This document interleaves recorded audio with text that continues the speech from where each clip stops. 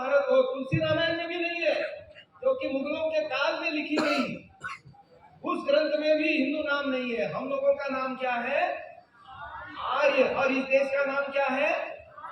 आर्यावर्त। अच्छा, आर्य माने श्रेष्ठ, आर्य माने ईश्वर पुत्र, आर्य माने धार्मिक, आर्य माने सदाचारी, आर्य माने जितेंद्रिय, आर्य माने आर्यावर्त देश में सदा से रहने वाला। 70 साल हो गए। अभी देखो हम आजादी की कितनी वर्षगांठ मना रहे हैं, और वही अंग्रेजों की शिक्षा पद्धति ढो रहे हैं अपने सिर पर। जो अंग्रेजों ने हमको सिखाया कि आर्य मध्य एशिया से कहीं भारत में आए, है ना, आर्य इन्वेडर्स हैं और आर्य लोग बाहर से आए। अब मुझे कोई कहे कि हमारे महापुरुष श्री राम जी अपने भारत देश के नहीं है, कहां से आए थे? मध्य एशिया से, ईरान से, कहीं से यहाँ आके भारत में बस गए। मैं मानूंगा क्या? आप मानोगे क्या?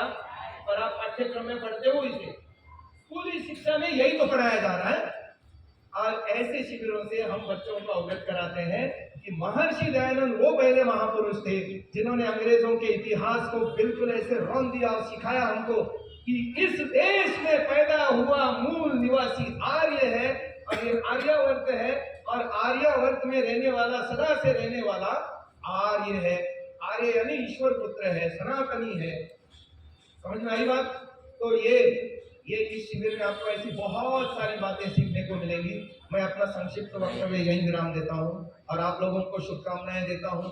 आप इस शिविर में अनुशासित रहें, सारे कार्यक्रमों को ठीक से समय पर पहुंच करके भाग लें, मस्ती आदि नहीं करें, शिक्षक के अनुशासन में रहें, तो आप बहुत कुछ सीखते जाओगे यहाँ से। जैसे ये लोग देखो यहाँ बैठे हैं, ये लोगों का निर्माण हुआ आर्यमंडल से जुड़ने से, और ये लोग अपने जीवन को धन्य धन्य समझ रहे हैं और आपके लिए समय निकाल रहे हैं। अपने नौकरी धंधा काम आदि से समय निकाल करके दिन रात आपके लिए लगे हुए। देखो वहां पर पीछे, वहां पर बैठी है हमारी बहनें बैठी हैं, और ये सब बैठे दिन रात लगे हुए आपके लिए। और ये महानुभाव आपके लिए आए हैं, आपके लिए पैसा जुटा रहे हैं, आपके लिए सुविधाएं जुटा रहे हैं, आपका खाना पीना जुटा रहे हैं। शिविर शुल्क कितना? मात्र 100 रुपया लिया गया है। पूरे भारतवर्ष में लगने वाले सभी आर्यवर्तन के शिविरों में मेरे ख्याल से सबसे कम शुल्क है। मतलब टोकन मनी है एक तरह से, कुछ भी नहीं। 100 रुपये में क्या होता है ना? पुष्पा देखने जाओगे तो कितना पैसा खर्चा करोगे?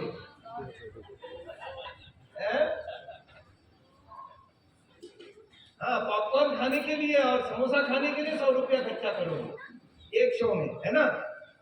अब देखो यहाँ पूरा शिविर मिल रहा है 100 रुपये में, है ना? शिविर को छोड़ो।